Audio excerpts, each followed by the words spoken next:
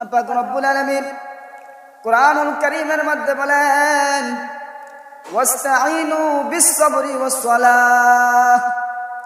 আল্লাহ তাআলা বলেন তোমরা নামাজ ধৈর্য নামাজের মাধ্যমে আল্লাহ তাআলার সাহায্য কামনা করো।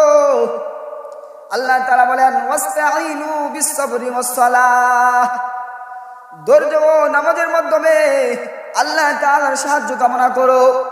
আবার আল্লাহ তাআলা ভিন্ন আয়াতে বলেন ইন্নাস সালাত, তোমরা নিশ্চয় নামাজ আদায় করো। আজকে বর্তমান সমাজের মধ্যে দেখা যায় আমরা তো নামাজ পড়ি না বলে হুজুর আসেন না নামাজ পড়ে আসি।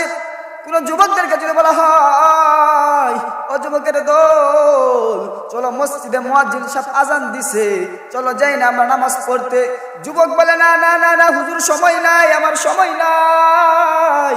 কিন্তু দেখবেন কোন মুরব্বিকে যদি বলা হয় চাচা ও চাচা মসজিদে আজান হইছে চলেন না মসজিদে আজান হইছে চলেন না মসজিদে নামাজ পড়তে যাই, চাচা বলে না না না না হুজুর আমার তো সময় নাই।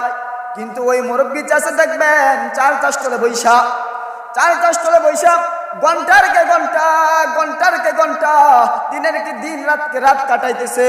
ওই যে হাতের মধ্যে দুই আঙ্গুলের চিপার মধ্যে একটা, হাতের মধ্যে একটা, সামনে একটা দেখা কার দোষ কার কি হয়েছে না হয়েছে সব গীবত ওই চার কাজ তলে দোকানের মধ্যে বৈশা করতেছে। কথা কোন ঠিক কিনা? আমার ভাইয়েরা, আমার বন্ধুরা, আমার কথাগুলো ভালো করে বুঝবেন আমি আপনাদেরকে কি বোঝাতে চাইতেছি। সাহাবায়ে কেরামরা কত কষ্ট করে নামাজ আদায় করেছে। আজকে আমাদের যদি কোনো সমস্যা হয়ে যায় একটু আমরা নামাজ ছেড়ে দেই, পারিবারিক সমস্যা হয়ে গেলে নামাজ ছেড়ে দেই, রাজনৈতিক সমস্যা হয়ে গেলে নামাজটা ছেড়ে দেই, যদি অর্থনৈতিক কোনো সমস্যা হয়ে যায় নামাজটা আমরা ছেড়ে দেই। কিন্তু আল্লাহ তাআলা বলেন ওয়াস্তাঈনু বিস-সাবরি ওয়াস-সালাহ, ধৈর্য ও নামাজের মাধ্যমে আল্লাহ তাআলার সাহায্য কামনা করো। তুমি যে কোনো বিপদের মধ্যে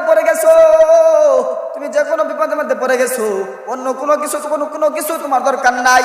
আগে তোমার ডাক্তারের কাছে যাওয়া দরকার নাই।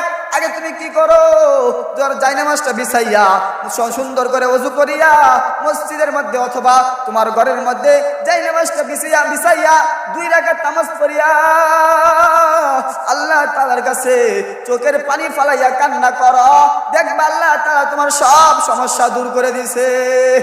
সুবহানাল্লাহ।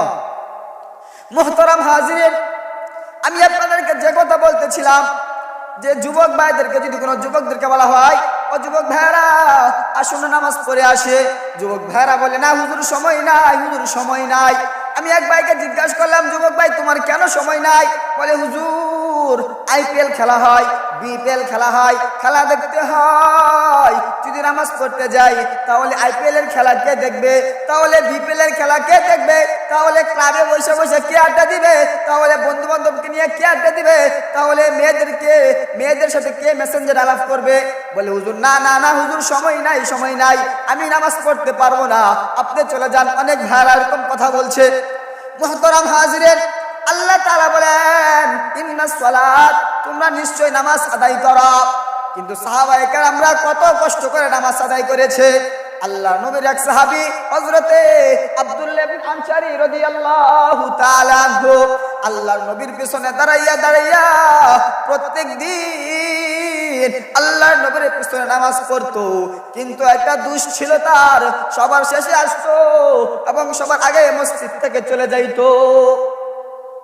সাহাবায়ে কেরামরা আল্লাহর নবীর কাছে নালিশ দিলেন ইয়া রাসূলুল্লাহ, ইয়া হাবিবাল্লাহ, আপনার সাহাবী আব্দুল্লাহ ইবনে আনসারী প্রতিদিন নামাজ পড়তে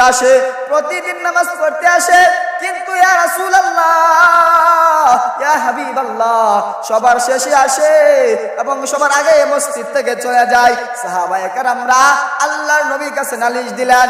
আল্লাহর নবী বিশ্ব নবী রাহমাতুল লিল আলামিন বলতেছে ও সাহাবায়ে কেরামরা চলো ও আলী, উমর, উসমান, আবু বকর চলো আমরা যাই আব্দুল্লাহ ইবনে আনসারীর বাড়িতে।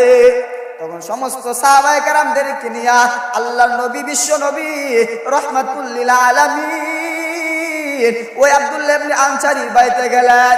আবার হযরত উসমান রাদিয়াল্লাহু তাআলা আনহু একবার সালাম দিল, উত্তর আসে না, দুইবার সালাম দিল।